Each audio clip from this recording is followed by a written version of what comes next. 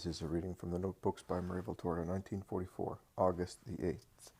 Jesus says, "My earthly life may be termed a continuous epiphany, for epiphany means manifestation, and I manifested myself to men unceasingly for 33 years. When and where the manifestation was not accompanied by a miraculous something, capable of violently attracting men's attention, always straying after what is less good, virtue, practiced perfectly and in all of the forms by which it can be named by the son of Joseph and Mary of Nazareth, the son of Joseph the carpenter, and Mary, a poor, silent, modest woman, barely noticed by her fellow citizens because of her reserved life at home, was nonetheless such as to be a sign of supernatural manifestation. In the humble, everyday virtues of love and respect for his parents, industriousness, honesty in work, and honesty in gain, self-respect, obedience to laws and superiors, charity towards his neighbor, justice, temperance, and even more so in the senses, the son of Joseph the carpenter was wise, and every act of his manifested a spirit in which God lived in his perfections."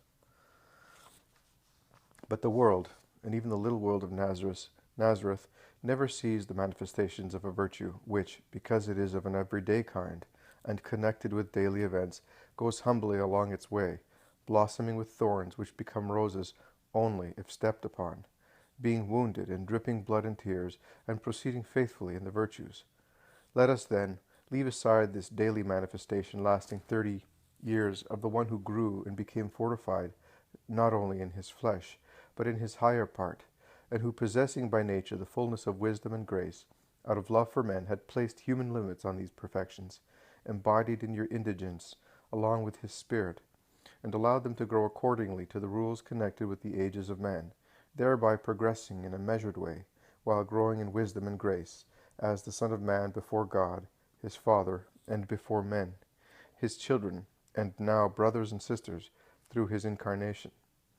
Oh, what light for horizons of divine knowledge a single word of my gospel can open for you, in that he became fortified and grew in the gospel of my childhood." Luke chapter 2, verse 52. What a mystery of perfect love and justice is enclosed. You read and pass on, or you read and meditate, but you dip what is superhuman into human substance. Your flesh is so strong in you that it overcomes the intellectual powers of the spirit. What thus happens is that only those who have slain the flesh in its voices and overbearance, and made these ruins the base for the throne of the Spirit King, are granted insights, through either the divine word or a divine infusion of intelligence bordering on perfection, for it proceeds from the Paraclete, who, by a spiritual incarnation of the word in you, virgin spirit's desire only of an eternal marriage, infuses himself and generates the word in you, making you bearers of Christ, as the virginal bride bore his septiform ardor. I said bordering on perfection. It is perfect, for it comes from God, but a human creature could not possess perfections as it is. The creature would be dissolved by it, dissolved because the heart and mind of one living on earth cannot contain the total knowledge of what God is. The infinite does not fit into the finite. To know God is life and joy for the disembodied spirit. For the creatures in exile, to know God would mean to be struck by lightning, an excessively sublime ecstasy. It would destroy intelligence and life with the flashing of its spark proceeding from the truth. The truth, which is good, always clothes itself in a veil of flesh to make itself bearable for your weakness, to allow your limitedness to know God and live in the knowledge of him, bringing heaven into you, without your dying therefrom before the time comes. But let us go back to the original topic. It is such a great joy for me as teacher, as the one who loves you, to speak with you, that, like loving children, are anxious to hear me and remain with the pure eyes of spiritual infants, and with a loving smile around me who love you, that I am unable to put a rein on my joy in instructing you. O you that are dear to my heart, O blessed ones who still let me be the teacher in the midst of his beloved apostles. For this reason I, for whom love is a flood, breaking barriers to pour itself out, and the barriers are the subjects and limits I establish for my teaching, out of compassion for your weakness, which wearies of listening and retaining or writing, insert other subjects into the initial one, to take you with me higher and higher, and keep you clasped to me, Longer, beloved students and children, with whom I am pleased, as in the Father, along with me. Let us leave aside the everyday manifestations of my life and take up the major ones: my birth, the presentation in the temple, the adoration of the Magi coming from the east, the discussion with the doctors, the baptism in the Jordan, the transfiguration, the resurrection, and the ascension into heaven. Except for the last one, you have received the vision of each, and a commentary by your God and his mother. Through my commentary, or by the light of your mind, a mirror directed towards the light, and increasing its luminosity by concentrating upon itself the light which it reflects through the anxiousness of love, and which mirrors itself therein in loving response, you have been able to see how every manifestation there corresponds the sanctification of the ones among those present who have the good will required of men to possess peace, that is, God. The shepherds, the first ones to whom the incarnate Word became manifest, Luke chapter 2, verses 8 through 20, were left sanctified thereby. Grace worked in them like a seed in the earth, whose winter activity is not seen by man's eye, but which blossoms into a stem and spike when the time comes, and man sees it and rejoices, thinking of the future bread. From this point on, the text of this commentary coincides with a section entitled The Different Effects and Consequences of Encounters with Christ, included after the episode of the martyrdom of Stephen in the work on Christ's life. The shepherds, the first ones to whom the incarnate Word became manifest, were left sanctified thereby. Grace worked in them like a seed in the earth, whose winter activity is not seen by man's eye, but which blossoms into a stem and spike when the time comes, and man sees it and rejoices, thinking of the future bread.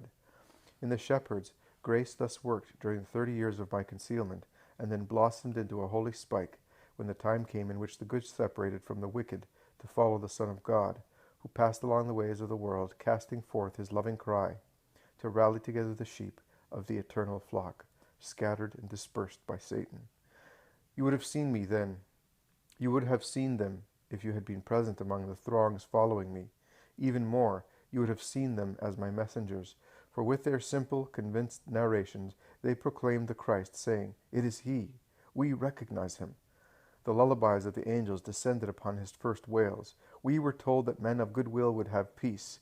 Goodwill is the desire for good and truth. Let us follow him. Follow him yourselves, and we shall have the peace promised by the Lord. Humble, ignorant, and poor, my first ambassadors among men stationed themselves like sentinels along the way of the King of Israel, the King of the world. Faithful eyes, honest mouths, loving hearts, thuribles with fragrances of their virtue, to make the air less foul around the divine person, who had become incarnate for their sake. And as far as the foot of the cross I found them, after having blessed them with my gaze along the bloody road to Golgotha, the only ones in the unrestrained mob who did not curse, but still loved, believed, and hoped, and looked at me with compassionate eyes, thinking of the far-off night, and weeping over the innocent one, whose first sleep was upon unpleasant wood, and whose last was upon even more painful wood.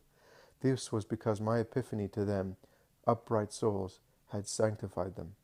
And so it was with the 3 wise men of the East, Matthew chapter 2, verses 1 through 12, and Simeon and Anna, Luke chapter 2, verses 33 to 38, and Andrew and John at the manifestation at the Jordan, John chapter 1, verse 35 to 40, and the fullness of sanctity for Peter, James, and John on Tabor, Matthew chapter 17, verses 1 through 8, Mark chapter 9, verse 2 to 8, and Luke chapter 9, verses 28 to 36, and Mary Magdalene in the garden of Joseph of Arimathea on Easter Sunday, Mark chapter 16, verse 9, John chapter 20, verses 11 to 18, and the perfection of holiness on the Mount of Olives for the 12, forgiven for their moment of bewilderment, and rendered faithful again by the love burning in them, Mark chapter 16, verse 20, Luke chapter 24, verse 50 to 53, and Acts chapter 1, verses 3 to 14.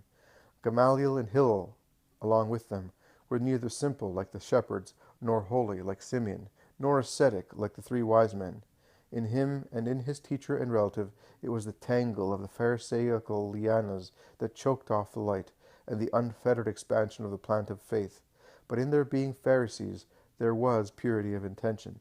They believed they were right, and desired this. They wished for it by instinct, for they were just, and by study, for their spirits, discontented, cried out This bread is mixed with too much ash. Give me the bread of the real truth.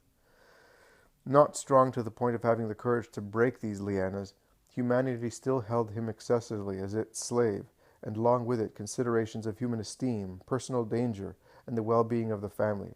Gamaliel had been unable to comprehend God, who was passing by, and used the intelligence and the freedom which God has given man, in the words of Rabbi Gamaliel. The reference is to a vision on August the 7th, which is included in the life of Christ.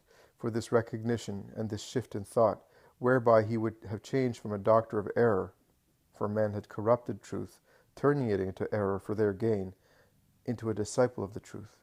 He was not the only one. Nicodemus, too, and Joseph of Arimathea, along with him, were unable to trample formulas and customs underfoot and openly embrace the new doctrine, and they came to it secretly out of the fear of the Jews. John chapter 19, verses 38 and 39. The latter two were more advanced in good, to the point of daring to make the gesture of mercy on Friday. Rabbi Gamaliel was less advanced, but observe the power of upright intention. His human justice becomes imbued with the superhuman, whereas Saul's is sullied with the demoniac. In the hour when the unleashing of evil places them at the crossroads between good and evil, the just and the unjust. Another reference to the vision mentioned in note 610. The tree of good and evil rises up before every man, presenting the fruits of evil with a more appetizing appearance, and among its fronds temptation hisses with the deceitful voice of a nightingale. It is up to man, a creature endowed with reason, to be able to discern and choose not only the good fruit, even if it is thorny on being picked, bitter to the taste, and base in appearance.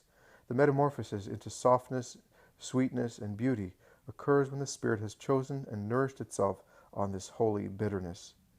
Saul eagerly reaches out for the fruit of evil, hatred, and crime. Gamaliel, overcoming the tenacious lianas of humanity and custom by the flourishing of the distant seed of light which my fourth epiphany had placed in his heart, in a heart with upright intention, and which he had received and defended with honest affection, and a noble thirst to see it sprout, reaches out for the fruit of good. His will and my blood break the hard rind of that seed, which he has protected, and under the sun of apostolic words and Stephen's faith, the young plant of his Christianity and his sanctity in my eyes is born. Forgiven for not having understood beforehand, his desire to become my follower is blessed by the Most High, and turns into reality, with no need to be struck by lightning on the road to Damascus. Acts chapter 9, verses 3 to 9, and Acts chapter 26, verses 12 to 18, as it was necessary for the haughty one, the references to the Apostle Paul before his conversion, who would not have been conquered for the light in any other way. I shall make no other comment, because it is not necessary, little John, little just one who loves those who are just and wishes to know they are holy. You have discovered that Rabbi Gamaliel is holy in my eyes because he was just. Be just, too, increasingly. Christ has manifested himself to you as well, not once, but on different occasions, not only with his appearance, but with his wisdom. Let your justice grow. Then, in the proportion to his self-revelation, I shall manifest myself to you even more, and for a long time still. And if you are always deserving of it, with my word as long as I will, and with my presence always, I shall thus be with you until the moment you are with me. I am now your guest, as in a new Bethany. You shall then be my guest, more than a guest, a wife, when you are taken up to the throne of your king, little new Esther. See the book of Esther. Rendered beautiful and fragrant, not with feminine adornments, but because you are dripping with the oil of sacrificial myrrh, and the aromas and scents of love and faithfulness and purity, and every virtue which is mine. You receive everything from me. I have ordered my and your angels to adorn you and give you what you need, and I have given you 7 plus 7 maids, my gifts and my sacraments, for what belongs to the love spirit is also mine. You will be loved more than so many others, who think they are in places of favor, and are similar to the resentful Haman, and, like him, out of pride, hate Christ's wise and faithful ones. And you will find grace and favor before your king, and peace and blessing for those whom you pray, since your prayer will be heard by God. Now go in peace. The hand of your Lord is upon your head.